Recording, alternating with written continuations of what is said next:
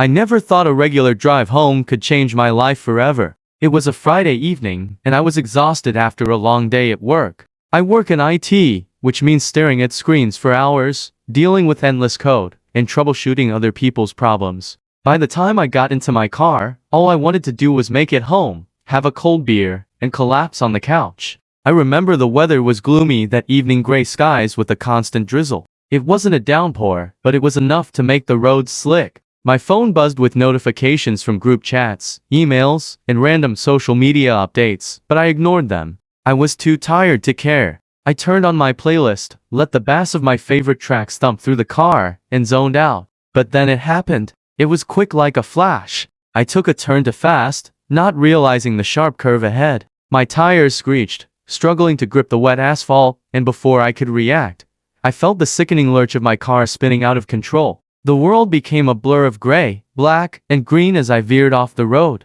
The impact was brutal. My car slammed into a tree on the passenger side, the sound of crunching metal and shattering glass filling my ears. For a moment, everything went dark. I must have blacked out. When I came to, my body was pinned against the driver's seat, airbags deployed, and the car was eerily silent except for the faintness of steam from the engine. My head throbbed, and my chest felt tight from where the seatbelt had stopped me from flying through the windshield. I groaned, trying to move, but my legs were trapped. The front of the car had crumpled like a tin can. I grabbed my phone, fingers trembling, and dialed 911. It felt like hours before I heard the distant wail of sirens approaching. My vision was blurry, and I was fading in and out of consciousness by the time the paramedics arrived. They had to pry the door open with some kind of tool, and I remember feeling a sense of relief when they pulled me out. That relief was short-lived, though. As they lifted me onto the stretcher, something caught my eye. There, in the passenger seat where no one should have been sitting, was a face.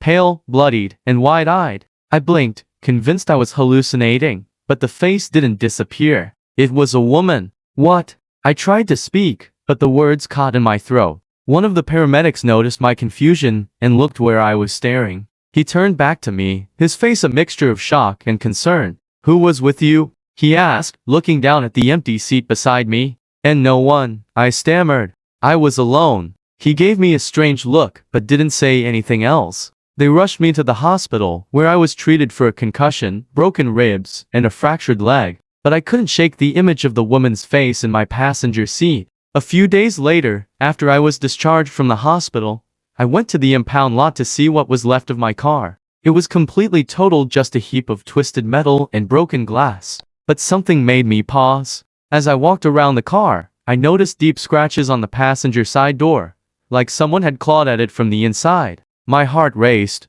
I asked the tow truck guy if anyone had been in the car with me when they retrieved it. He looked at me like I was crazy. "Dude, you were the only one in the car. We pulled you out ourselves." I tried to push the thought away, chalking it up to a mix of trauma and painkillers, but the nagging feeling wouldn't leave me alone. That night, I did some digging, and that's when I discovered something that made my blood run cold. The stretch of road where I'd crashed was notorious for accidents. Over the years, there had been dozens of wrecks, many of them fatal. But one stood out. A young woman named Emily had died in a crash almost exactly a year before, at the same spot. The articles I found said she had been driving home from a party when her car skidded off the road and hit a tree. She died on impact. The description of her car matched mine in almost every detail, right down to the color and make. My mind raced. Could it have been her? The woman I saw in the car, was it Emily? I told myself it was impossible. Ghosts didn't exist. It was just my head playing tricks on me.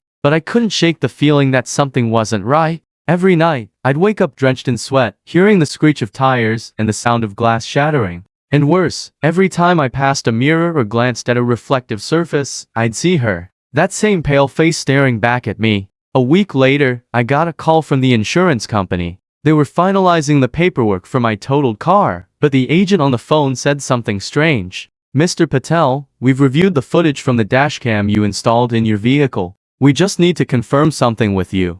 "Sure," I said, not really thinking about it. "Were you giving someone a ride that night?" I froze. "No, I was alone." "Why?" There was a long pause on the other end of the line before the agent spoke again, his voice more cautious this time. "The footage shows a woman sitting in the passenger seat right before the crash." My heart skipped a beat. "That's impossible," I whispered. I'm just telling you what we saw, Mr. Patel. We'll send over the video, and you can see for yourself. I hung up, my mind spinning. I waited for the email with the dashcam footage, dread building in my stomach. When it finally arrived, I hesitated before clicking play. The video showed everything: me driving down the road, the rain lightly tapping against the windshield, and then, right before the crash, she appeared. Clear as day. A woman, sitting in the passenger seat, looking straight ahead, her face expressionless. My blood turned to ice. I replayed it again and again, trying to make sense of it, but there was no explanation.